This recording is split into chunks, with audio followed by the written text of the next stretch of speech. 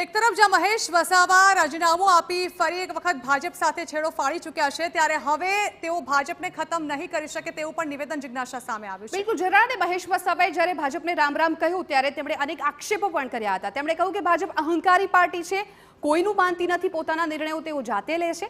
મહેશ વસાવાના રાજીનામાને સાંસદ મનસુખ વસાવાએ ગણાવ્યું છે ઉતાવળિયું પગલું। ત્યારબાદ હવે આ એક સમાચાર મળ્યા છે, મહેશ વસાવાના રાજીનામા પર ભરૂચના સાંસદ મનસુખ વસાવાએ પ્રતિક્રિયા આપી અને દાવો કર્યો કે પાર્ટી વિચારધારાની તમામ વાત મહેશ વસાવા સાથે થઈ હતી। મહેશભાઈને સમજણ નથી। ભાજપને ખતમ કરવું હોય, આરએસએસને ખતમ કરવું હોય તો બીજા એને 7 જન્મ લેવા પડે તો ભાજપને ખતમ કરી તો પણ ખરી ના શકે, તો ભાજપને સમજી શકે। ખતમ કરવાની તો વાત બાજુ પર રહી। ભાજપને ખતમ કરનારા લોકો જાતે જ ખતમ થઈ ગયા છે, પોતે ખતમ થઈ ગયા છે, એમનું આજે અસ્તિત્વ નથી। એટલે મહેશભાઈ આ ઉતાળ્યો નિર્ણય કરે છે, સમજ્યા વગરનો બોલે છે।